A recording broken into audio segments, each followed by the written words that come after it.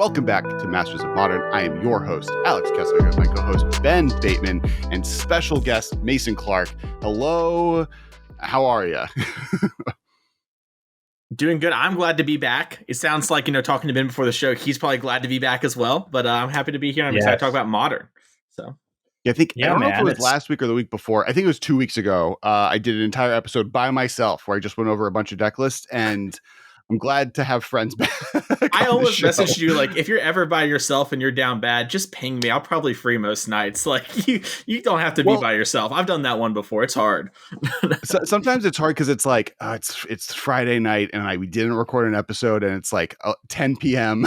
Sure. And I'm like, I'll just do it. I'm not doing anything right now. I'll just figure it out. And like at that point, it's like East Coast, West Coast time zones, who knows who's where. But yes, I saw your message. I very much appreciate it.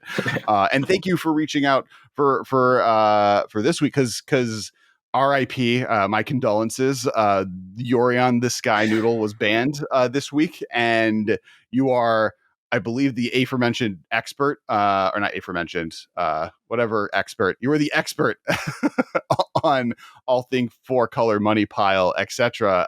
And so we'll be talking about that for the next hour-ish. And yeah. We're excited to have you here. Obviously, it's a big moment. It's kind of another moment too in the cascade of what has turned out to be Wizards, greatest design mistake, which they've kind of, we've sort of heard a lot of people talk about this, that Companion now is the thing that has had this and it is this slowly cascading impact. And Alex and I said this maybe a year ago, but I think the comment was like, well, it's the reason that they break Magic is because it doesn't really matter how good they are. The best one will always be played because the opportunity cost is so low. And so it's interesting to see that, first Lyra. I was happy to have Ben. I doubt this makes the show, but I thought that's a killer line right there. I mean, if you're watching the video version of the show, I just nailed it. I'm just the best to ever do it, really. So Ben is also a companion and is now banned from recording. I don't know what so well timed. I don't know what that was. It just like auto kicked me out. But anyway, what I was saying before I got rudely kicked out, I blame you, Alex, is that Michael and I, when we were on the road, I can't remember what trip it was. It was Gen Con maybe, or one of our trips this summer. We just like started referring to like the nice item on every menu at any restaurant as like the Yorion money pile of the restaurant. So like the nicest steak or like whatever it was always like, like the scalloped potatoes with steak. I was like, oh, that's the Yorion money pile on the menu right there. That's funny. So it'll be good to have somebody who can actually talk about what the hell that means. I'm not talking about a steak. Before we jump too close into it, and then I do want to give a chance for Mason to tell people where they can find him on the internet. Big shout out to sponsors of the show, both Channel Fireball and TCG Player, where if you want to buy cards, we have below there's a link for our TCG Player affiliate code. Just click on it, and then they know that we sent you when you buy stuff. And then for Channel Fireball, if you use the code the MMcast as you check out, also a place you can use that code the MMcast, or go on the link below is Alter Sleeves. And at the end of the episode, we have a special package to open from them for all Patreons will start getting cool Alter Sleeve tech at a certain level, which we'll be talking about towards the end of the episode. I've had this on my desk for a month, and because Ben hasn't been here, I've been waiting to open it. So here we are. Get ready for friends who want to join the Patreon, who, of course, thank you so much. And if you want, check out the pre-show for all patrons. We recorded about 30 minutes about Chainsaw Man in both a spoiler-free, somewhat spoiler-free, fully spoiler-tastic review. So also recommend checking that out as well. And then last but not least, we're going to be at MTG Summit and Magic 30. But MTG Summit, if you are going and you use the code KESS, KESS, it helps me and Ben both. When I was originally, it was just me going, but now we're both going. So you will help both of us have fun and be able to go to that and help us do that. So if you're going to MTG Summit, use the code KESS. We'll both be at both events. Mason, are you going to either? I really wanted to do the summit. I have my friend and podcast co-host Spencer lives in Utah, and so I had it all kind of lined up. But with the RC being the next weekend, it's really hard for me to be like, am I going to do this with work? And one of my coworkers recently left on maternity leave, so even taking time off of the RC is kind of a whole thing. And so it was like, I'd want to do this. I if they do another one, hopefully they will. I'm going to try and make sure I do that one. But it was just too close, and the opportunity to like test with on preview season was just too high for the RC. So especially the first RC, sure. If it's the 5th RC, I'm skipping. Whatever. But the first one, I got to do something. So right. And then so for people who weren't here last time you were here, where can people find you? Who are you? So my name is Mason Clark.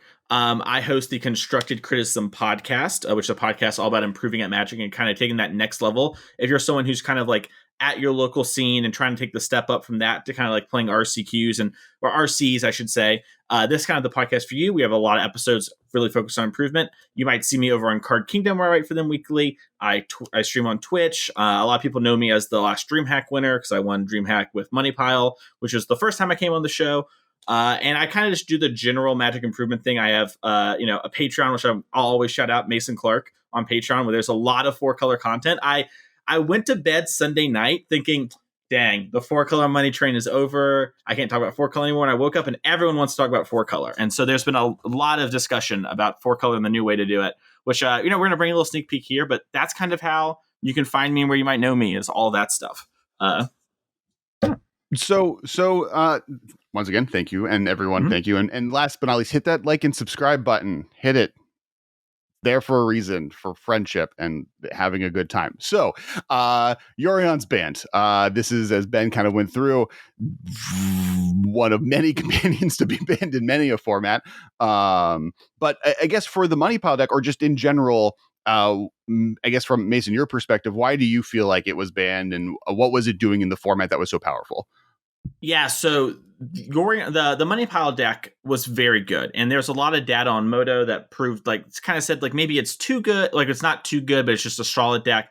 But regardless, it was a deck that had a lot of pressure on the format, and it was really hard to overcome. And the Yorion itself provided a lot of value, and it did this thing, which we don't really have a word for in Magic theory, that I've been talking to one of my friends about and trying to figure out how to describe it. But basically, the extra 20 cards was really kind of like an extra 13 card because you add lands, but that extra 13 allowed you just to have more answers than your opponent kind of has threats and still have your normal ratio, right? So like when you would play the Yorion deck, you just actually had more things to answer their things than they had things in basically every deck that's a normal deck. You can interact with storm stuff, but for the most part, if your opponent played normal Magic, you had more things than they did. And this sort of like, it's not even like threat density, but like answer density really puts a heavy tax on the game to be like, hey, you need to be playing not traditional Magic, or you have to be going way underneath me. And those are the two ways you can win. And everything else is kind of not going to wash out and be strong enough. So Yorion puts this incredible pressure to go extremely unfair or extremely small and linear. And that's kind of all it does it to the format in a way that like it's very hard for anything to survive. And you combine that with Murktide on the format, which is incredibly punishing to those kind of decks. It creates this environment that means like only like the kind of the tippy top best weird combo decks get to succeed. And we saw that sort of take place in the last couple of months with Breach really rising up in Modern as a deck that before couldn't handle all the decks that, Money Pile kept down. But with those gone, it was able to come up and really take a hold on the format. And we saw that, sort of play out with Indomitable Creativity in a very similar way. So Money Pile really oppressed all the fair decks outside of Murktide Regent and just kind of said, you're like not legal if the main goal is winning the tournament. And that sort of oppression and just raw efficiency in a deck was too much, I think, for the format to reasonably handle. And so they decided to ban Yorion. I think it was either that or Ren and Six. I think we even talked about this on the show before last time I was here, but those were like the two cards I think you could hit to really hurt Money Pile. And I think hitting Yorion, like we mentioned, Companions is such a huge mistake, but B, you won almost all your games with Yorion by actually just attacking someone 3 times with a Yorion, and you turned into Delver. And just having a free 4/5 flyer, even without any value, was actually just too good. And we'll get into this a little bit. It is kind of like I would kill to have a 3/3 flyer. Just anything I could like put on the battlefield for free in my deck. It has proved to be like a challenge that is actually kind of hard to overcome and changes the way you build, because you can't just be 95% answers when it comes to your spells. You have to win a game of Magic eventually. So I have a couple questions there. Well, one of them, and I'd like you to get into this, is you talk about answer density, and you talk about how the sheer number of answers you have just outstripped your opponent's ability to interact. First off, how is that different than any other person who could have played 80 cards at any point? Why is that not something people have done? But before you answer that question, because I think it'd be good for the audience here to know, just explain quickly what in a nutshell Money Pile is, so people kind of understand how the deck works. I think it's probably a good thing for the audience who hasn't heard this before to know. Yeah, sure. So Money Pile, the 4-color Yorion deck, essentially was Yorion's a companion, so you have 80 cards. You played every color but black, and your deck was essentially cards that are really messed up that can win the game. So Renin 6, Omnath, Solitude, and Teferi 3. Those are kind of your main things that you would try to protect to win. And then everything else draws a card or kills something. So Expressive Iteration, Leyline Binding, Unholy Heat, Lightning Bolt, Prismatic Ending, Counter Spell. And then you had some small variations. So some people played Eternal Witness so that you could do some cool things with that to get extra value. Some people played Emrakul. But basically your main game plan was answer everything your opponent does, present one thing that wins the game, and kind of ride that to victory, or have that distract the resources enough that you could pick up Yorion and then play it. And the reason for Yorion, which blinked everything, a lot of those things that we talked about playing have a lot of value when you blink them. Like Leyline Binding against legendary permanents and planeswalkers just turned into another kill spell, right? Like you flicker it, they get it back, you kill the new one, it's gone. Same with Ice-Fang Coatl, all these sort of things. You got a lot of value from flickering them. So that is kind of like what the deck did. As to like, why have we not seen 80 cards before? I think it's a few things. The first is that Magic theory is very advanced. Like we're really far from where even we were 10 years ago when I first started playing Magic casually to now is incredibly different. That being said, there are still some things that are kind of rooted in history and we haven't really strayed away from. And one of the things is we want our decks to be more consistent so they work all the time. So people never tried really stretching beyond 60 cards because your deck's less consistent and the payoff wasn't worth that. The only time in history we've really seen it not be that way is one Scapeshift deck in modern GP top 8 and then one Abzan aggro deck during a Fetchland format. And then besides that, they've been outliers. And the main reason is it just actually isn't worth it.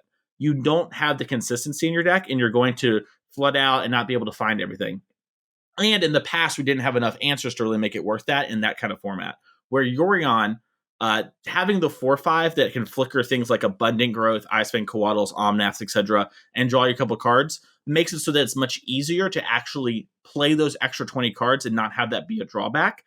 And because now we've reached this sort of density in answers, the 4/5 can actually go the distance. So it doesn't matter that I don't have the right answer. I just have an answer and I can make that work.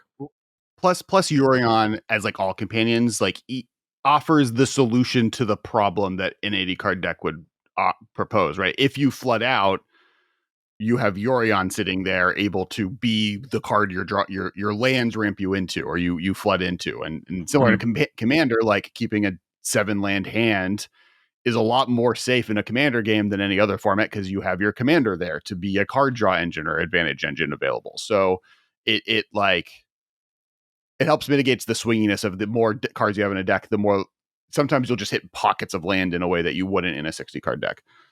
So like while Kahira or Gigantha for the most part are just an extra card that you have, it's sort of just there, it's fine, why wouldn't you play it if you could?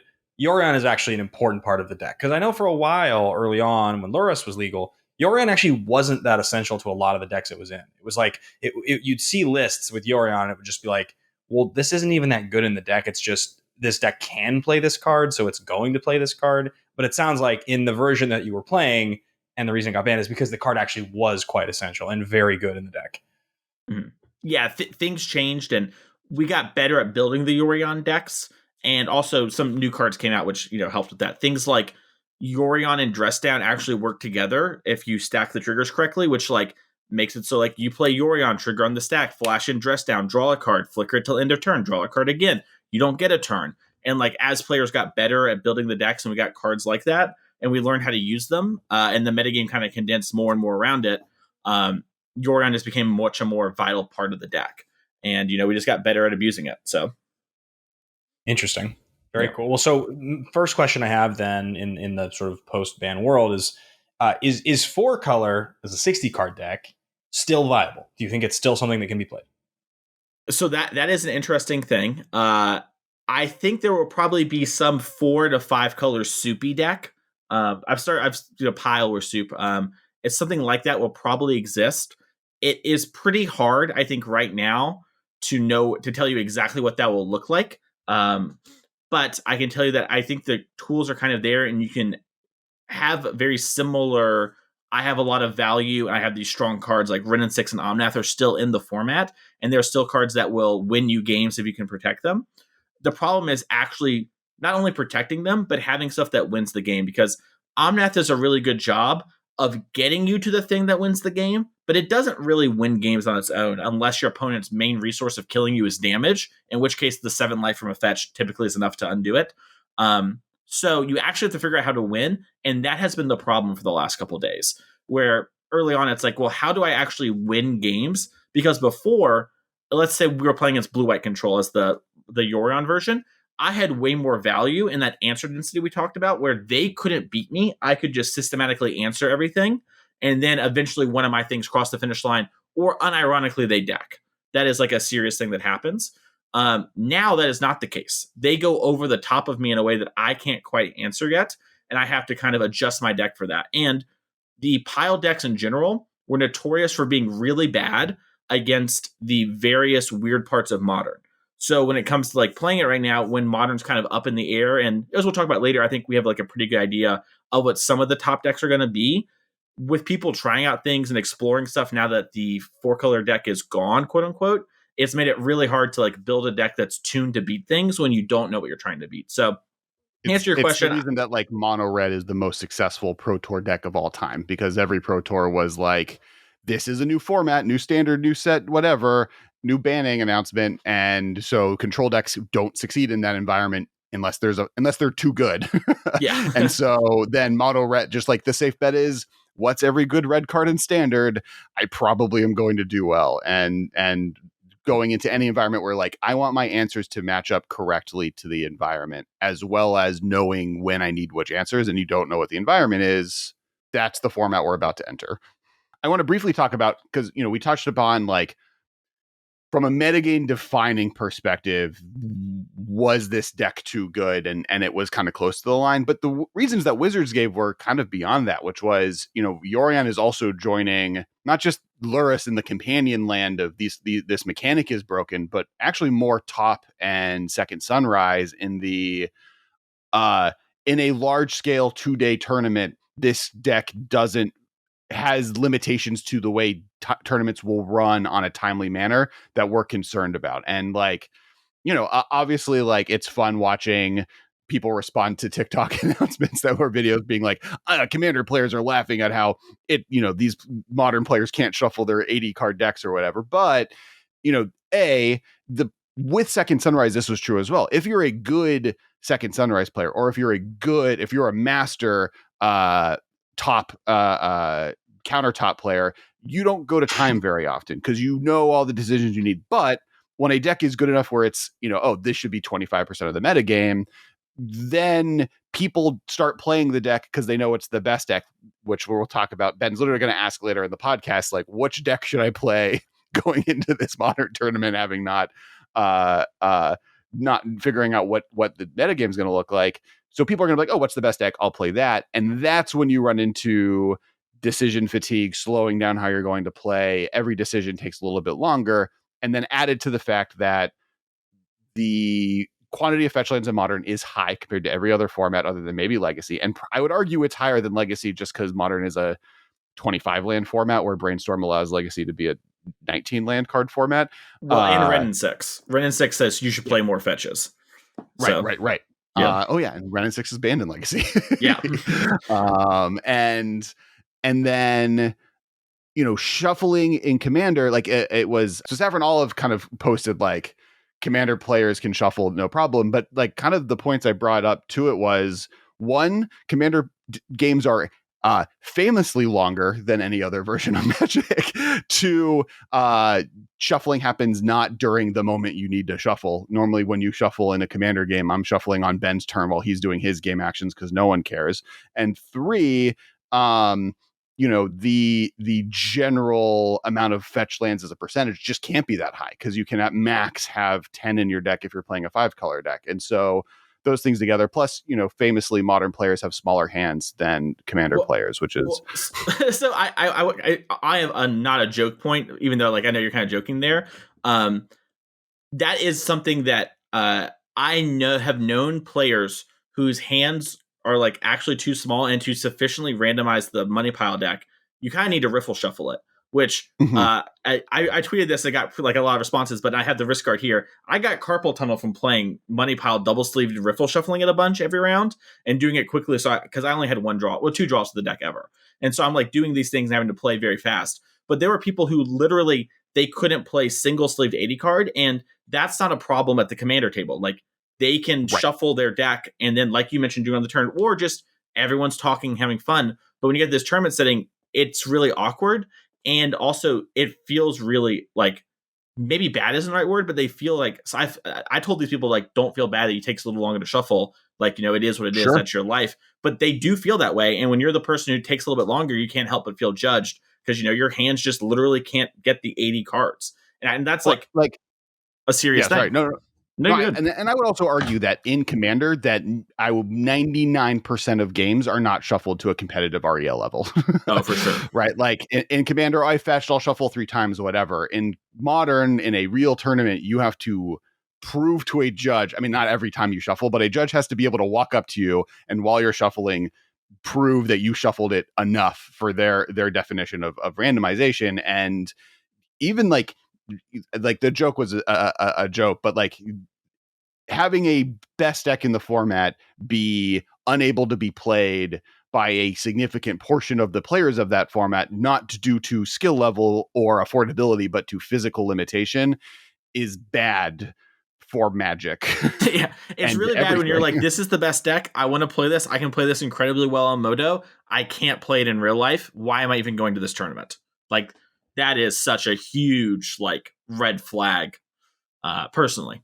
And I think wherever you lay there. So, well, it speaks to, once again, kind of something we talked about a minute ago, which is, fundamentally, Magic was designed as a game that very quickly after the first year of 40 card decks, 60 cards became the norm within a year of the game releasing, right? And that and for lots of reasons, for the sake of consistency, I think for the sake of like, it's a good size of deck, it's pretty playable, it's easy to shuffle. Companions, obviously, that just functionally changed Magic, but it also, as you said, it encouraged this large portion of a format to play a deck size that was not in that style, when you have to break and shuffle all the time, particularly feasible. And it's another example of like essentially the game breaking because of this mechanic, because you're being rewarded, right? Like you're being rewarded in this way, having access to this thing. So okay, Lutri obviously, banned in Commander when announced, and then we get. Before, I don't want to, sorry, not to keep interrupting you as you jump to the next subject.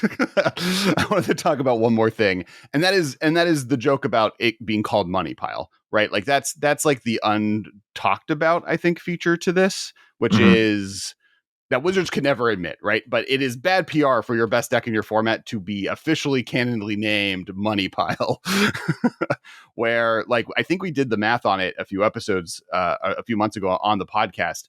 The deck itself, due to its high percentage of the metagame and the significant increase in cost versus another deck, upped the average cost of Modern by $200.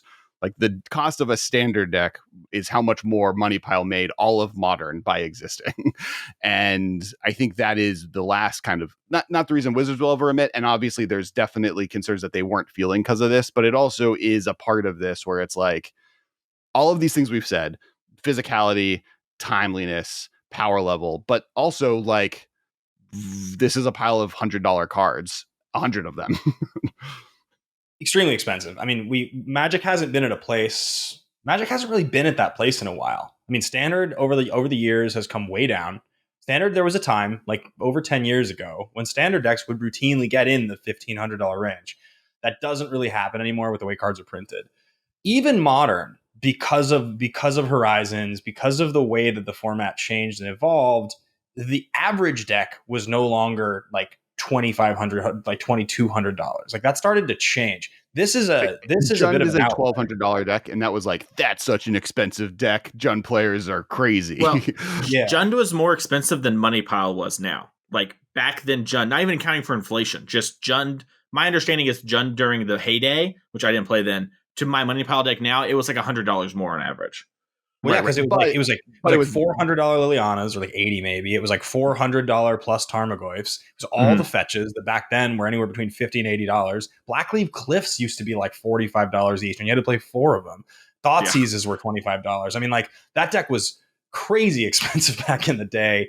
Yeah, and you point to standard too. Like Money Pile reminds me a lot of the 4-color Jace days, right, or 5-color Jace Rince Prodigies days, where it's like Magic doesn't function well when the best deck is just a pile of every color or as many colors or 4 or more colors. I think the biggest mistake in Commander is making 4-color decks feasible. And it's a mistake that would have never not been made. Like they had to eventually rip that Band-Aid off. But I think like long term, that's like people complain about the partner mechanic. I think the 4-color mechanic is more of the issue than necessarily that. And this deck was a part of that. Once you get to that state, the decks skyrocket in price. One of the reasons Jund got really expensive during its heyday was both card availability, but also once they banned Bloodbraid Elf and Deathrite Shaman, once they banned Bloodbraid Elf, it became this 4-color Deathrite Shaman deck that was just like played the 60 best cards in the format. Whatever those are, here's a pile of them. And that will eventually kind of like pigeonhole the price of a deck into a higher level than is probably healthy for any environment. Also, an interesting thing you mentioned, Alex, too, it's the evolution of Magic. It's how many cards we have available to us now. And this goes across all formats. I mean, you mentioned it in Commander, obviously, the 4-color thing, and that's very specific because you need to have the requisite number of commanders that are actually good that you can play to build those decks. But, you know, we've talked over the years about Highlander Gauntlet, the 100-card singleton format, and I remember a couple years ago looking at the artifact deck that I had built, which classically originally when I built it was a red-white deck. It was kind of aggressive, played a bunch of like affinity-style creatures, and then I was like, oh, I could probably make room for a 3rd color here. There's like tons of fixing. There's plenty of good cards. I'm not using in another deck. And then eventually I was like, wait, but there's so many cards that reward me for just playing 5 colors. Like there's so many like single pip 2-color cards that I should just be playing in this deck, right? I should be playing Dak Faden. I should be playing Oko. I should be playing, and then I was like, well, Brea is great. I'll just play Brea in this deck. Why not? And then it's like, oh, this can just be 5 colors and it doesn't suffer at all because there's enough things available to me now that reward you for doing that. Magic's just at a different place with that sort of thing than it's ever been before. And this will continue to be a problem in every format, frankly. Like Standard's probably the only one that'll avoid it because they can continually update what's legal. But even with Pioneer, that'll become a format where playing 4 colors, it becomes extremely common and easy to do at some point. It'll just be... Well, the 5-color Ignamic deck is already starting to become like a top 10, probably top 5 deck, to be honest. Yeah. And I think the thing... I agree with everything I've said, but like Triomes as well, when it comes to like the competitive scene, that has been a huge, like a tap land is a big cost, but 1 or 2 tap lands in your deck is not the end of the world, especially when you have a card like Red and 6, which I know I harp on all the time, but it really does invalidate that and also reward you for playing these tri-lands. So the Triomes have been a huge game changer for Modern. And that's like that. There's an inevitability of design there, right? This is like you said a second ago, Alex, about 4-color. This was eventually going to happen. Everything in Magic's eventually going to get designed. There's no way after this much time that they can avoid completing cycles, giving us things that we want. Like, and they'll just bannings are inevitable. There's no way they can release the sheer amount of product they release every year without puzzles being solved, right? Like that's sort of some of the beauty of original Magic and that original set. Those original 10 years is like, there was a lot of things they were trying out they had never tried before. They had right? Like there's the first dual lands, but the second actually good playable lands that could produce 2 colors, that took a while. It was a while before we had Pain lands. It took a few years, right? There was a ton of really bad dual lands over the years. All those ones from Visions are horrible. Basically, like everything from Tempest is unplayable. Like so many of those cards are absolute trash. You want a land that draws you cards, prevents all damage ever dealt to you, does damage to creatures, sacks creatures that make twice as much mana as you would normally be. Like, you can find it. You want a land that produces more than 1 color of mana. good luck.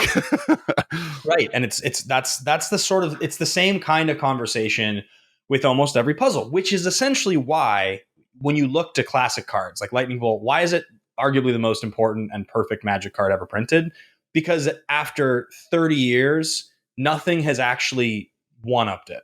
It's been like consistent in its rate and its design for so long. And that's extremely rare in Magic. That's not something that we get very often. Those types of things are literally unicorns in Magic's history. The simplicity of that is still competitive and wonderful today. It's one of the reasons that like I think they waited so long to print Counterspell, and one of the reasons I think they like might never unban Preordain or Ponder is because by not unbanning them, they get to print Opt and Consider and Expand. You know, like they get to play variants on what they know is the like. They now know the line of too good is Preordain. So then any blue 1-mana cantrip they print just has to be worse than Preordain, and then you get a cool library of like, oh, this is an instant. This is a sorcery, but you mill the card instead of drawing it. This mills 2 cards, then draws a card. This gives your creature protection, you know. And then with Counterspell, they eventually printed it because it's just like, it's such an iconic card that I think they like were eventually going to do it regardless. But like now, though, that means like Remand is just never going to see play in Modern again, unless there's some weird combo that benefits you from returning your own spell to your hand and drawing a card. Mm-hmm. Yeah, it's weird. I mean, obviously, Counterspell versus Remand, like Counterspell is much stronger than Remand, but we have seen Remand come in some combo decks. Like when you see the Fringe Saheeli Cat decks do well in events, they often play Remand because they really value that. Like, hey, I just want the card. Getting me a card is better than like actually getting you down a card, right? I just kind of want this. I need time. to delay you, and I need mana that's a card that's castable. Yeah, and like Remand's like weirdly good against a lot of the Cascade cards, where like the Cascade decks are very good in Modern. We'll get to that soon. But putting like Living End back in the Living End player's hand has become a little bit of a liability with Grief. But it is like much better than putting it in their graveyard because there are things like Endurance, and like you don't want to shuffle that Living End back in. So it is cool that there are things like that. But yeah, it is also kind of lame that we have the best version of this now, and it's going to be very hard to ever top that best version. Also, I think really interesting to, you know, I mean, I guess I've been playing Magic for so long, since so close to the beginning now. My memory of those old sets feels like I have memory of those different things coming out. But I do think that there's something to be said for the fact that a card like Ponder, for instance, which is still the new card face, is now, you know, pretty soon that's going to be a 15-year-old Magic card.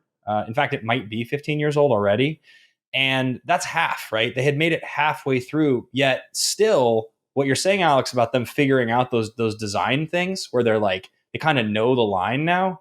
It's like they still hadn't actually figured out the line yet. It took them over a decade to start to figure some of that stuff out, where it feels like now design is a lot more systematic. There's a much bigger staff. There's way more people involved in it. You have a lot of people who have designed the most successful products who have stuck around. They've been tasked with making the next most successful products. And so it is, you know, everybody knows like the first 5 years of Magic, there's just a ton of bizarre, clunky cards, like stuff that doesn't even make any sense. But even that really went quite a bit longer than the first few years. It took them over a decade, I think, to start to really iron out what was going to be good.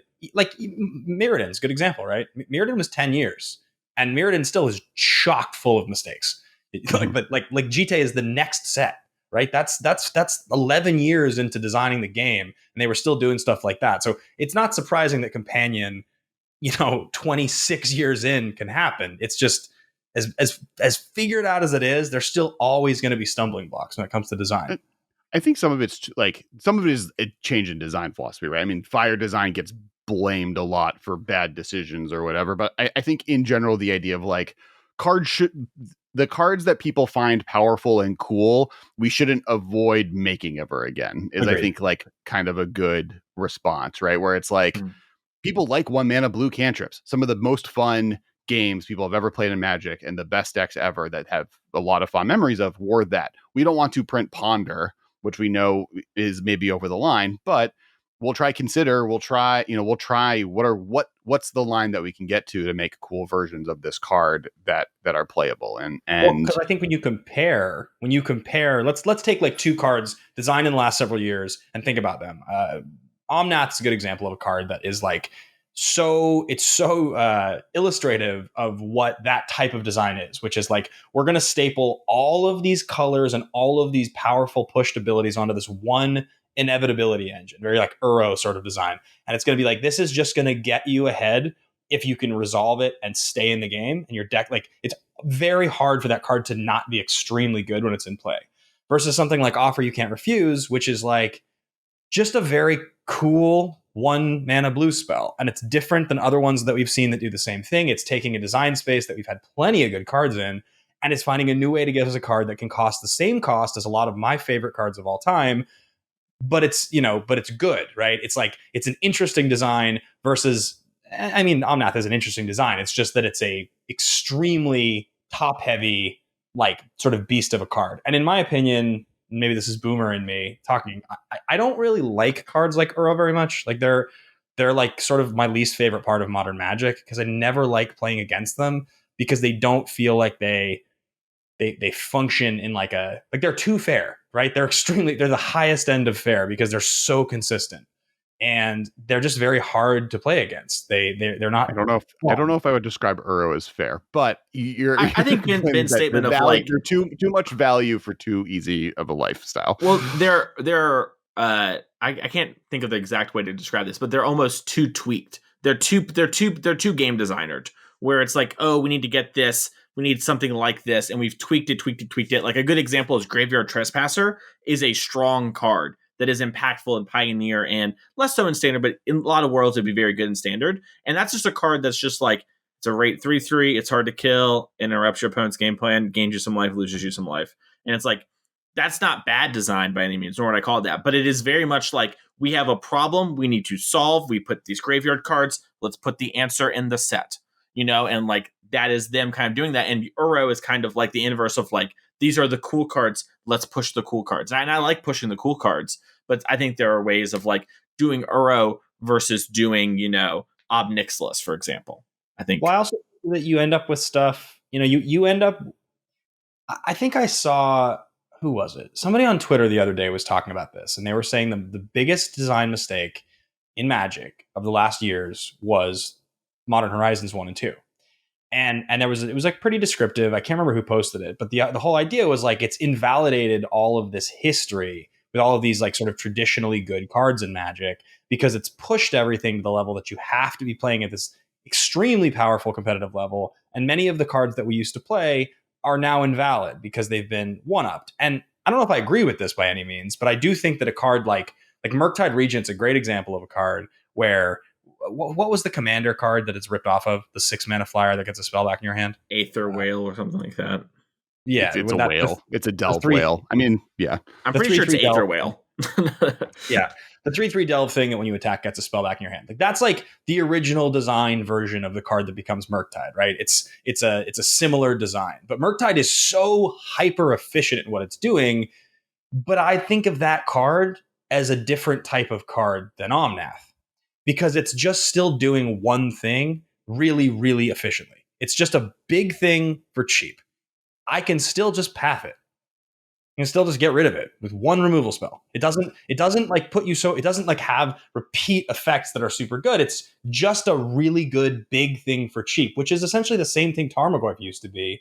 It's just an updated, bigger, better version of the same idea. And those things are always fine. That's just a power level push, right? It's when you do those things, and then what you put onto them are all of these other bells and whistles that make them extremely hard to interact with, that then fundamentally changes the one-for-one sort of idea of Magic gameplay, which is so important to Magic. You have to be able to play those one-for-one exchanges profitably. Otherwise, most Magic cards are invalidated, because most cards aren't like Uro. Then in the conversation of like over-pushed mechanics, we come back to Companion. It now, probably one of the most banned mechanics of all time. Like, it's like that and Delve has really only hit 2 cards consistently.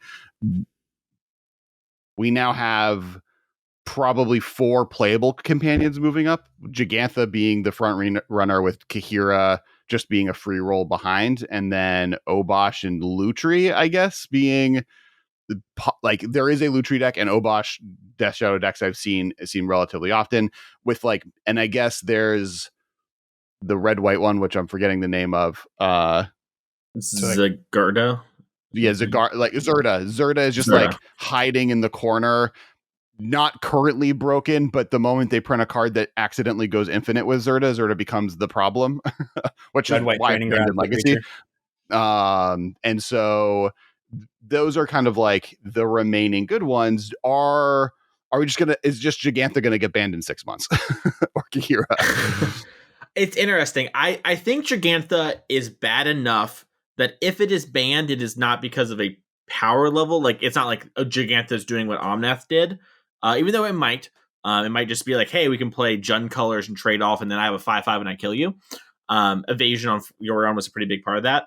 I think it would probably get banned because they're like, hey, we feel like we're going to end up. We've kind of come to a conclusion that, hey, maybe we think it might be cool for Magic to have these for a while, but we foresee them all going to get banned at one point. We are going to circumvent that because of the player base, and we think that we did this implementation of the mechanic wrong, and so they like kind of axe Gigantha. But like Gigantha is strong in Pioneer; it's really good there. But it's like not like when my opponent plays it in Modern, I'm kind of like, yikesers, like that card's supposed to be discarded to Ledger Shredder or whatever. It's not really a thing you're excited to be doing. So. It's like purpose is almost like Intron is the one place it's decent because it's a backup plan against Blood Moon, but then other than that, why it's just a 5 mana. Well, it's good because it pitches to Fury, Endurance, and Force of Vigor. That's why it's strong. Sure. Like, well, okay. So here's the question, because like, many people have kind of acknowledged that Companion is the most problematic design mistake. Like, I think it's obviously pretty instantly was changed, and then even after being changed, we've had multiple bannings now, and there's sort of been this cavalcade of bannings. So I remember a while back, Alex, you and I had the conversation about at what cost, if it wasn't 3 mana to put it in your hand, at what cost would Companions become unplayable? And I think at the time, my statement was, it doesn't really matter, because the 15th slot in your sideboard, as long as the deck building restriction is something that you can work within, which all of these decks that have played these cards work within that just fine, it doesn't really matter, right? Like, if it's available to you, even if it costs 12 to put it into your hand, which maybe that would invalidate it, like, at a certain point, it's just a free roll to have the extra card when you need it, even if it only comes up like occasionally. And so the first question I have for you is, do you think that there would be a cost at which point these cards would just cease to be playable? Do you think that is it 6 mana they would be unplayable? 9? I think it depends. I think it's not a clean answer, but the answer is to have it vary for companion to companion. So, for example, Gigantha, I think probably I would say 4 is like a safe place where like, oh, it's like right at the line or whatever, where something like Yorion rewards the game going along, right? So, like, for example, let's say they reintroduce this companion mechanic. I told you the number, where the number has to be really high because of Yorion, right? Like, that's in. You could argue Lurrus in a very similar way. You could build a Snapcaster control deck where you trade cards a bunch and then get to the lands and pick up your Lurrus. So I would guess it has to vary. If you like gun to my head, made me fix the problem, I would say 8. Like, 8 is just so much mana for, like, I don't care how good having a free card is. 8 mana is just like way too much for like all that sort of thing. And it would still probably see play in certain environments, So well, yeah, like Tron would just still play Gigantha because it's a free card, and exactly. And you maybe need to start. What you really need to do is, and this is the actual problem with companions. Well, there's a lot of problems, but I think that they made the companions hybrid for draft, which is a problem, and they should have not served that master, and they should have been all 2 colors. And then once they're 2 colors, that solves a lot of problems. It doesn't fix it, but if Lurrus is a black-white card instead of a black or white card, that changes the dynamic of Lurrus a lot. And that is like a huge nerf to Lurrus. And the same, I think, is true for most of the companions. While it is overcomable, I think, like, imagine if your Lurrus deck had to be Orzhov based, or like splash a color, right? Like, that is a big cost that has implications on it. And like Yorion, if it has to be like Azorius in 3, that is a lot different than white or blue. Like, there are mono white decks that played Yorion, or like white red decks. And like, it really stretches the color and has no real cost. We talked about mana getting better, so like maybe this isn't a huge like actual fix, but they just didn't put enough restrictions on these cards in general, and from picking them up to how to cast them. So, I think they just can't really do companions in the current iteration, even though I think the idea behind companion is noble. And to like kind of end the conversation, at least personally, I think it is good for Magic to take risks. and like you kind of have to, right, when you have a big game. And I much rather them swing and a miss on these companions than give me, Ixalan 2 Electric Boogaloo. So yeah, well, I mean, I think we all agree with that, right? Like we've talked about this before, that I think they do this because players get excited about cards that are powerful, and they want to open those cards that are powerful, and that's better for Magic, and it's more fun, and those cards are more fun. So I think everybody does prefer that. It is kind of hysterical to think about the fact that, like, it's hard to imagine that these cards were designed without any cost to put them into your hand, right? Like it's just I miss it so much in Commander, where like that's a real thing. Yeah. That it seems so crazy. We're talking about 8 mana. Like, you didn't even say 6, right? Like, and you can literally equate this to 6 drops. How many 6 drops get played in Modern? Right? There's a couple ever that get played, like, in high numbers. Other than Tron, there's like no 8 drops basically that get played in Modern, and that's what we're talking about. It would be like the fair number, and it cost nothing originally, 0. That's like 8 drops that aren't like not actually, it's Leyline Binding is the best 6 drop mana. of all time. It's right. So, Alex, unless you had anything else you want to say on companions, I was going to ask a question about this beta draft. I'm really excited for Ixalan 2 because I like the world and mechanics of the set, or the world of the set is like one of my favorite, and the power level was so low that like I don't like most cards from it, but like them going back and being like, no, this will be the time it's good.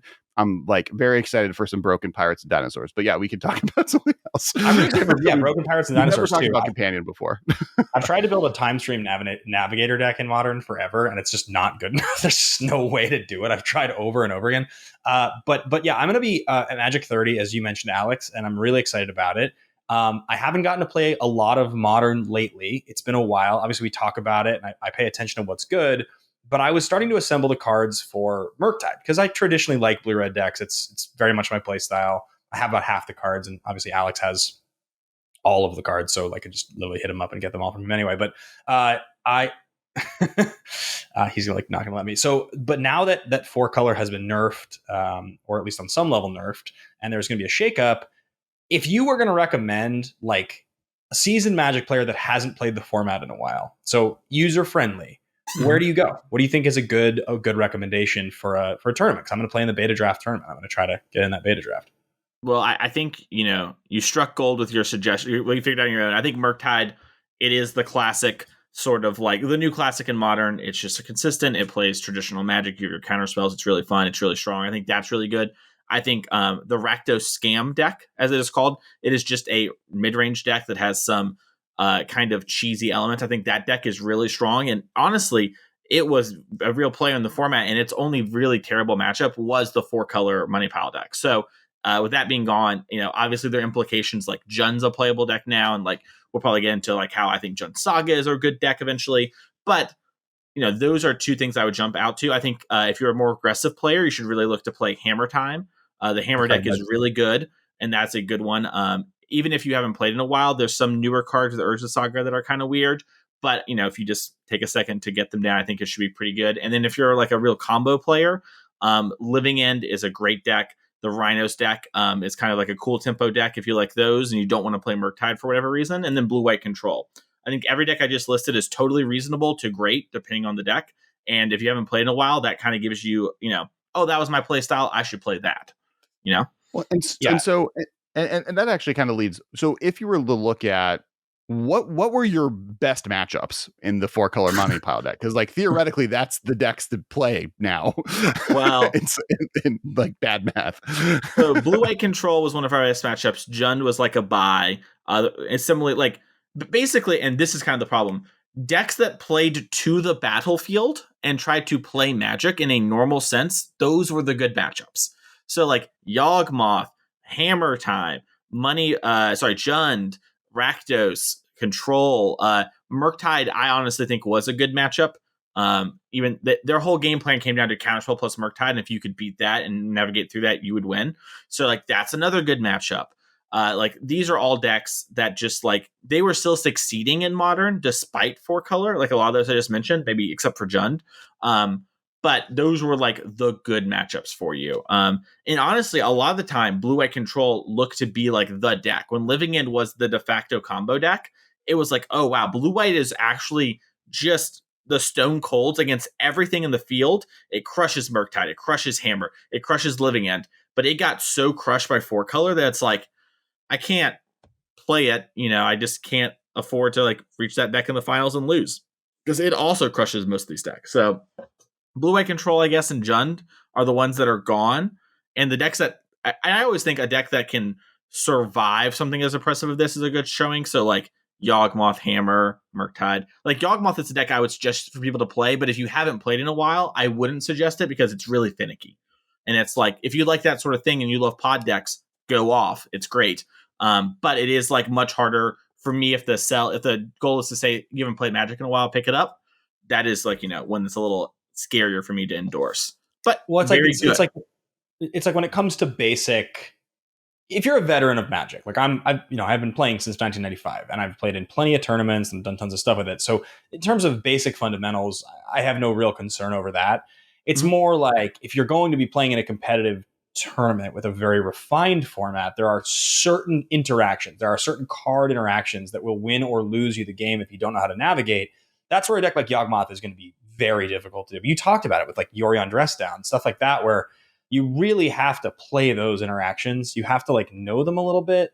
Otherwise, you're going to do it wrong. It's a competitive tournament. You're going to start out hot even. You might go 4-0 to start, and then you make that stupid mistake, and there's your first loss, and you didn't need to lose, and you just don't know how those cards interact. And I don't know if there's honestly a single deck you could take.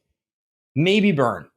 Maybe that's the one. Maybe you could take a Burn deck, and you'd be able to skip out on any of those types of interactions. But even then, you have to be able to like burn out your opponent's things in response to triggers. So like you kind of have to look know at something like the Grinding Station deck too, right? Like you're going to play a tempo plan, and then you goldfishing learn like, oh, this is the combo. This is how I win if I draw this. Because like that plays a lot like what the old Malira decks used to play with, right? Where it's like I'm playing a beatdown deck that was Hate Bears. This is control cards, and then if you try and interact on the level of my beatdown deck, I'll just win with this combo that I happened to draw the 3 cards for while you weren't paying attention. Or you have to hold up all of your interaction for the combo because at any moment I could win. And in the meantime, this Ledger Shredder is doing 6 damage to you every turn in the air and you don't have a blocker. Like that's, I think like... And you can win on turn 2. yeah. All the while. And you're just like, I have it. Do you not? Did you have endurance? No, that sucks. Would you like to shuffle up for game 2? That's cool. I don't know. Yeah, that deck is definitely super sweet. I've been like watching it like creep up as a percentage of the metagame for the as last, a good friend of Jesse Ropkin, I have been the punching bag for Breach for months now. I have played against that deck a lot. So yeah. It's very good. That's a deck that if you want to play it and you know how to play it, I highly suggest that one. But if you're picking things up, probably play Murktide instead. So, which is, I mean, it's they're in some ways similar game plans. It should, instead of the combo, you have a Murktide regent that you're playing with. Yeah, you have a combo. It's Counterspell plus Murktide. It's probably good enough to beat most players. And so the next kind of, or I guess other decks that I think are interesting, like Merfolk has made this big like resurgence for the first time in 4 years, maybe more than that. Got so many since before cards. Ixalan, the last time it got any cards added to it. I know that like that's one that I've seen a lot on the internet being like, in the new format, this is actually maybe well positioned, partially because it beats down well on the decks that used to get beat down by Omnath, I think, right? Where it's like the Blue-White Control has, a problem with this. Jund has a problem because you're eating their lands and you can interact with their interaction while beating them down. I mean, I think the Yawgmoth problem, to your point, I wanted to bring this up too, is like birthing pod decks have classically been one of the hardest, or the birthing pod family of decks have always been one of the hardest decks in the format to learn because it's based on tutoring for silver bullets to any situation. And it's why it took like 4 years for everyone to realize that Birthing Pod actually was the best card in Modern. And then it got banned because everyone was like, had to learn what the actual 60 cards needed to be and then how to play it. So I do agree that like Yawgmoth would be hard to pick up with a month to practice or less. Yeah, and both these decks, by the way, and I'm sure we're going to talk about this more, they have the Fury problem. which is they can't beat the card Fury, which the 4-color deck played and would like ephemerate and stuff. And so the new 4-color lists are probably going to be a lot heavier on Fury, I would guess, because I think they have to be elemental decks and like Kahira based. So you might see that again, but for now is your time to play your creatures because Fury is at an all-time low when it comes to being played. And so that I guess is the next maybe the last question. I think we're at an hour now into recording. So what is the future of 4-color? I mean, you mentioned at the beginning of the podcast as a hint that like you don't think at least, or at least the internet doesn't think this deck is going away necessarily. Just what does it look like without Yorion? And is it 60 cards? Does it just stick to 70 cards? And what does it evolve into? Yeah, so I have a whole article coming on this tomorrow at the time of the recording of this, or in Card Kingdom, where you can look at deck lists if you want to see those. But basically, I think that the 4-color deck has to be much more proactive because we no longer have that inevitability and we have the thing to win in Yorion for free. So you have to actually win games, which is the current problem and the thing we're trying to solve for. I think that the most direct solution to that is just to play the elemental stuff with Risen Reef. There was a subset of money pile decks that played Risen Reef before as a way to go over top of the mirrors, but the problem was Risen Reef wasn't good enough against the things trying to go under money pile or over money pile, and so it was like, oh, you're kind of just only playing a deck for the mirror. It's not good enough. And so Risen Reef actually provides you with enough card advantage to sort of power through and use your pitch elementals aggressively.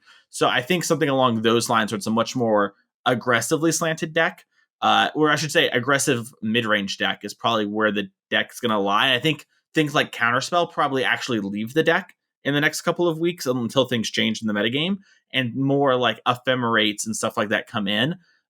Or you go in the like 5-color soupy range and you're playing like Emrakul the Promised in your main deck, along with cards like Omnath and Soul of Windgrace. Like that is something I'm doing where it's like, I am all 5 colors. I have a bunch of threats and I still have things like Counterspell, but I just have these game-ending cards that'll take over the game. So I think you have to do something like that, or the only last place to go is you need to reintroduce the combo to the deck. So when I got 9th in Vegas, and maybe that's actually when I first came on the show, when I got 9th in Vegas, but you played Time Warp and Ephemerate and Eternal Witness, and you played those 3, and you would take all the turns.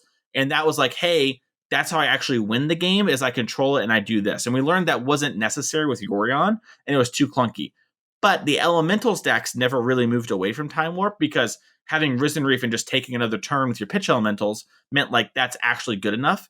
So I think you could see a reintroduction of like a couple Time Warps, a couple Witnesses, and you already want to play 3 or 4 Ephemerate in the elemental stacks to abuse the pitch part of the card. So if that's the case, I think you can move towards having a combo in game and just be this kind of like mid-range snowball deck that eventually assembles, oops, I win. So I think you have to do something like that. The Time Warp game plan also has the backup plan of Ren and 6 ultimating too, right? Where you just ultimate Ren and 6 with 1 loyalty still, and now you have Time Warp and Ren and 6 just take infinite turns from that point onward too, which is always like, I remember when Ren and 6 first got printed, there were like really jokey attempts to make that a deck, and then now that just all of those cards fit into a shell together naturally, which is what you want for a combo like that. I remember when Mystic Sanctuary and Ren and 6 and Time Warp was a thing. That was what the problem it was. Yeah. You would like go turn 5, and then now you have turn 6, turn 7, turn 8, and it's like, all right, well now your Ren's there. Like even if it started, a couple turns late. So that was a real problem in the format. So, and then the other, well, I guess one question. I was going to say, so Ben had got a chance to be a boomer modern player. What about as far as inevitable engines in a blue-white shell, Celestial Colonnade? So I actually think blue-white control is good. I think if you like playing control decks and you're like, wow, Mason, I really like 4-color, just kind of like playing all these threats and elementals, that's not my game. I think the blue-white control deck is good with like main deck chalices, and I meant in a 4-color money pile Omnath deck. Oh no! Put down this flyer that costs 7 mana. Here's the fun part: Leyline Binding means you should probably be 4 colors anyways with a prismatic ending. So don't worry, your blue-white control deck is a 4-color deck thanks to Triumph, like we talked about earlier. So I actually was answering your question, but get rid of Colonnade, put it down, Alex. That time's gone. Pick up Hall of the Storm Giants. It's much better, and just move on. Flying though, we just talked about how Yorion was great. It doesn't have flying, but it has keyword "I'm bigger," and I promise that's better. So, Speaking of which, Ethereal Forager is the elemental whale we are That is talking about. Ethereal Forager. Aether Whale wasn't really a magic name, I guess. That's on me. That was the trivia question, everyone. If you didn't guess that correctly, you have to like, subscribe, and comment your favorite whale in Magic. Mine's the arena players.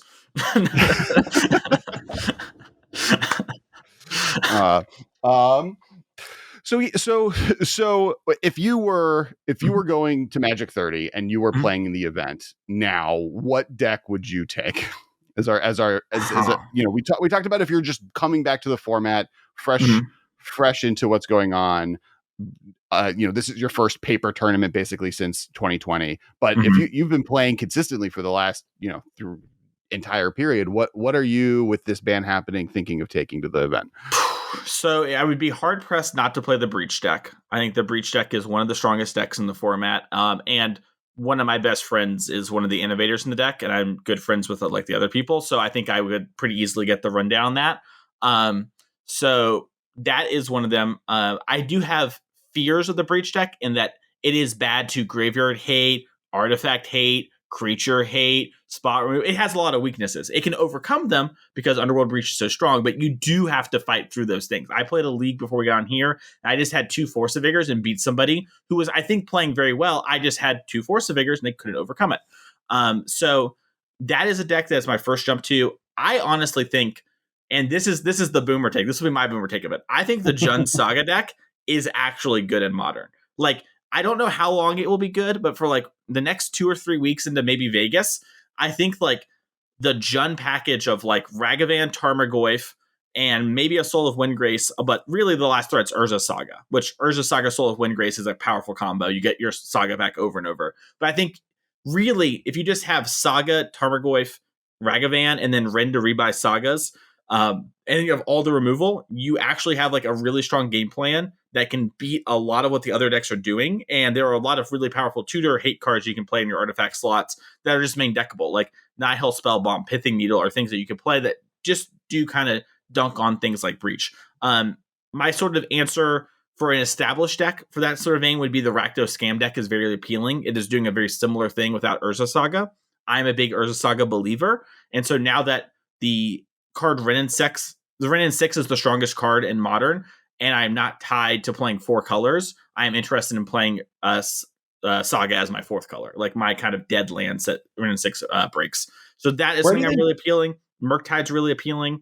Hammer's really appealing. And I think Bring to Light Scapeshift might be secretly the last soupy 4-color thing that I'm kind of resistant to that like might actually be kind of good. But to answer your question, I'm playing some sort of mid-range deck that's aggressively slanted, or I am playing the Breach deck. I think those decks are all quite good. And Burn is probably actually pretty good right now, although its Breach matchup is not as good as I think most Burn players think it is. So, do we think how good all time is Urza Saga? Like if you count a whole cycle of lands, like the dual lands or the shock lands or something, fetch lands, if that's one in the, you know what I'm saying? Like that only occupies one in the list. Like, is Urza Saga a top 10 land of all time if you include every land ever printed? Every non-mana fixing land? Yeah, no. I'm not counting fetches, right? If OG duels are the greatest lands of all time, like if the original duels are the greatest land of all time, all land cycles count as one card. Yes. Okay, so it's like fetches. OGs, Strip Mine, Dark Depths. Dark Depths is somewhere in here, maybe not this high. Urza Saga is probably, for the sake of me forgetting something, because I'm sure there's something I'm forgetting, because Magic's as old as I am. Technically, it's a month older.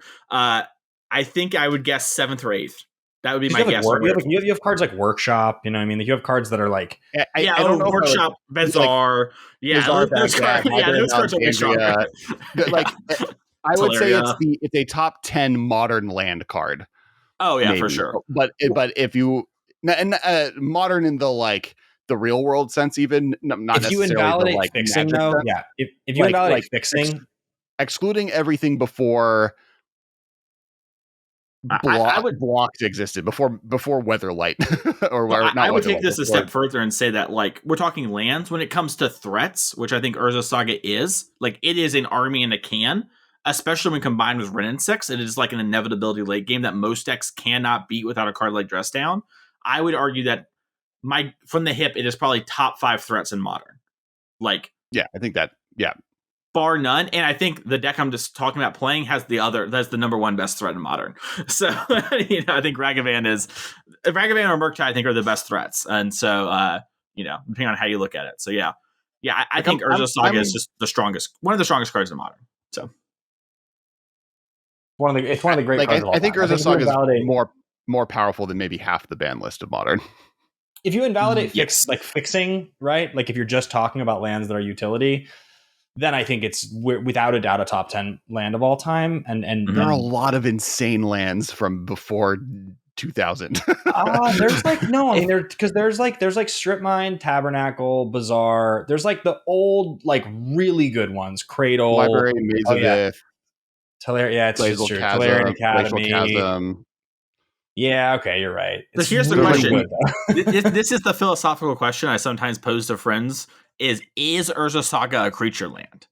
And if so, I would argue it's the best creature land of all time. Yeah, better than Colonnade or Mutavault or like Den of the Bugbear. Yeah, Den is really good. That's a secret. I think that's fair. I think actually, okay. Is Urza Saga the best enchantment of all time? The best enchantment in Modern. Sure. Yeah. Although Leyline Binding is quite good. Yeah. I think the thing about Urza Saga though that's deceptive, and I think the reason that question gets so many asked card types that you can. I think the reason that question gets asked, and like the reason it's so like, okay, let's take a card like sure, Factory. Mishra's Factory, or sorry, Workshop. Workshop's the 3 mana one. That's like obviously an insane rate. It's exceptionally good in the archetype that it's good in. It does so much, right? But it also is only doing that thing in that one style of deck, and it's extremely powerful. But like, Urza Saga, like untapped. I don't think you can argue that Urza Saga is better than. No, I'm not arguing that. I think it's worse. But I'm saying when you compare it, it's like what Saga does, right? It's like an untapped, colorless producing land on turn 1. And then has the ability to make you a creature and also get you another card. And it costs you nothing. Like you lose your land, I guess is what it costs you. But like there's no downside to it. It interacts with so many different phases of the game in a way that like the Tabernacle at Pendreville doesn't. Like all those really powerful lands from back in the day, it's kind of the same concept that we just talked about a second ago with Omnath. Like it's so much more. It's Cryptic Command versus Counterspell, maybe, right? Where it's like one of these is so powerful and it's so efficient at what it does, but it does one thing versus this thing does 17 things. Yeah, but like Counterspell is a 2-drop and Cryptic's a 4-drop. Like this is a 0-drop, the same as all the lands are. So it's like it doesn't have. But it makes 1 mana versus 3. Like I know what you're saying. I know what you're saying. Sure. I think what I'm saying is like the drawback of this land is so uniquely different than almost any other land. It's very hard to, I think, put properly in context just how good the card actually is. And I think that in 10 years, when we look back, it might feel closer to those classic ones. It might actually feel closer to like a Library or a Bazaar. It might actually feel like it's just doing something different that's extraordinarily powerful. Because that's what it feels like to me. One of the cool things I like about Saga, though, is that it is artifact deck should have some toy that's cool and powerful to play with. And for a long time, that was Mox Opal. That's your broken thing you get to do, artifact decks. But this is so much cooler than you're ahead 1 turn. Like you got one more mana. Like this is way more fun. And so I agree. Urza Saga is very strong. Probably easy top 20 land of all time. And as more artifacts get printed, the power of Urza Saga goes up. It to use my least favorite words in games, game design, game theory, it scales with the game. So it will get better. So it has. Which is like, it was the birthing pod problem. And it was what they quoted was the problem with Stoneforge Mystic for so many years, which was like, by this card existing, we can't print good equipment anymore. And by this card existing, every creature we makes this card just better, regardless if it's playable in the deck. Just like 1.001% every creature gets printed makes Birthing Pod a little bit better. And Urza Saga has the same problem with every 1 mana or 0 mana artifact ever printed. Okay, so last question, I want to take it real quick. And I'll give it to you. This is a complaint, and I want to have to do it on my platform. My co-host won't let me do it. I'm so mad that Unfinity didn't have Stone Forge Mystic, like Ford F-150, and it searched for a vehicle. I wanted that so bad. That's so good. It's so good. I mean, it had to be a copyright. I don't know. They had to have known it. I don't know. Whatever. I'll move on. I had to get that off my chest. It's been inside me for a long time now. Continue. I am excited for the vehicle version of Stoneforge Mystic. I don't know when it's. Well, I guess kind of Greasefang at the moment in Pioneer, but there'll be more sweet vehicle content for sure. I need my Stone Ford Mystic. I think you can do that. I don't know. I don't. You mean as like a word? Gets away with wild things, but last question. So the opposite for the question we asked, which is maybe a bit of a conversation, but what were the bad matchups for blue white? What was the bad matchups for Money Pile? So therefore, these are decks you shouldn't play because now the deck that they were good against is no longer viable. Calibrated Blast, Goblin Charbelcher. That deck is bad. You can only beat me. There's one more I'm forgetting. Storm. I could not beat Storm. I saw people play a Jeskai Ascendancy as a way to try and beat us. The Cabal Coffers deck. Very cool. Really only good against us. Those, I would say, are the 5 main culprits of decks that people play. My hot take is that Indomitable Creativity kind of goes in this sort of camp. Not to the same extreme of where you can't play it, but I think its biggest strength was that it was good against 4-color and a lot of those same stuff, and then has a very oops, I win game plan that is adaptable to once you don't have this pressure. The thing that content creators have to talk about that players sometimes forget is that just because something got banned, there are decks that were like weren't part of the metagame and they can come back, but the way they interact with the decks that were there before is very different. Like if a Jund deck is good, the Indomitable Creativity deck is going to have a lot of hard times actually succeeding at doing their game plan. Like they will have an early threat and disruption and removal for when you target your thing. And so like the way that deck's moved away from targeting treasures with things like or clue tokens with hard evidence and gone more into like having this fair grindy plan, it might not be able to do that because it can't actually compete in those kind of games when you're allowed to play smaller ball games. And that is a pretty big thing that we're gonna have to figure out. It might still be around. It might just look kind of different, but Hammer getting a big buff from Money Pile leaving because that was its worst matchup by a lot. And all the Rakdos and Jund decks getting a big buff because they just could not beat Money Pile on a fundamental level. That is going to have massive implications, and I'm very excited to see, like, Dothy Voidwalker has been doing really good. How good is Dothy when it's super playable instead of just good? Like, that is game-changing things in Modern, and it'll be very interesting to see how that goes. So. Gotta love some Dothy Voidwalker. A lot of pride. Mm-hmm. It's like watching our kid play well in a soccer tournament or something. Alex, this is our opening to talk about Blue Lock, more anime. Oh yeah, it's like I just have something to watch. It's like being back in the day when like network television was how you watched TV, and you like had to like, all right, I got my TiVo Monday night. It's this Tuesday night, and you got the Thursday night comedy block on NBC. Anime every night of the week. All right, so as promised, we're going to do the opening and then we're going to do sign-offs. So this is an alter sleeve. If you join our Patreon at the $5 level or above, you are going to be able to get a free one of these. There'll be information on our Patreon on how that works. And so I'm just going to do an opening. While you open these, I have someone at my LGS who uses, I think, this exact product, if I'm not mistaken from the name. They look very cool on the cards. Like his Ragavant's got this cool little thing we're going to see in a second. I really like them, and that's I'm not even sponsored by this, so All right, so they come in a cool tearaway envelope. So 2 envelopes so far. And the artwork from this is by Inkling Customs. Jess, who's the best. She did all of her emotes on Twitch and like half of Love Magic's Jess. Emotes. So it comes in a cool thing like this. There's like cool screens in the back. And then it comes on a card, just slow rolling the reveal. Also, using the power of editing, the artwork will just be on the screen as soon as I reveal it. But here it is. These are lightning bolt alter sleeves. It is Oh. me as the Emperor shooting Ben as Luke Skywalker with lightning. Wait, I haven't even seen this yet. Oh, because you're waited open until I was here. That's fair. That's so cool. Yeah, this is a surprise for you. It's so dope. These alter sleeves are really cool. Yeah, these are great. Yeah, so you know, you always need a cooler lightning bolt, and so here's a way to make it happen. So yeah, if you are a Patreon for the $5 level or above, you get them from Alter Sleeves. They'll be like an email that helps you check out. So make sure to check out there. Hopefully the artwork looked really great when Rick and Marshall added it. And thank you once again to all of our sponsors. Please hit that like and subscribe button. And Mason, where can people find you again on the internet at large?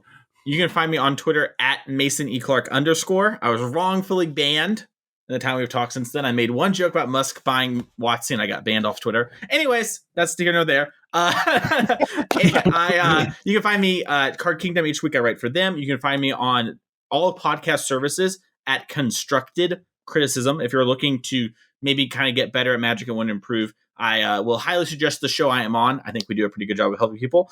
And then you can find me over on Patreon, patreon.com/Mason Clark. You'll find a bunch of 4-color stuff there and a bunch of other things from Modern and Pioneer with a pretty happening Discord community. So awesome. And thank you again so much. You're welcome to come on the show anytime. Ben, any places you want to send people before we sign off? I'm happy to be back with you guys. I will be in Los Angeles and available for the next several months, which is going to be a huge change. And I'm so excited about it. I've talked about it on here before. The biggest reason I was gone for the last 4 months was that I was on tour, my first tour ever. I finished it 2 weeks ago in LA. It was a wonderful ending to the tour. Obviously, I mentioned that I got to do the whole Clerks 3 premiere thing and see the song in the film, which was all just a very exciting summer and a wonderful kind of kickoff to the music career. So I have a new song that came out called Stop Sign, came out a few weeks ago. It's doing pretty well, and check it out on Spotify. And obviously, you guys can find me on any of the socials at Ben Bateman Media or Ben Bateman Music. But I'd love to interact with you and check out the music, see if you like it. So that's kind of my plug. And last but not least, so we have a TikTok now as the podcast, the MMcast, the MM podcast on TikTok. Renee, who was on last week, has been great in helping us kind of launch that and just up our social game in general. So make sure to check that out and follow Renee on social as well. He's great. And once again, Mason, thank you so much for joining. Ben, glad to have you back. I'm no longer talking to the void. And thank you to all of our patrons, all of our sponsors, and thank you to all of our listeners. And we'll talk to you next week. Bye, guys. This has been a production of Time Traveler Media.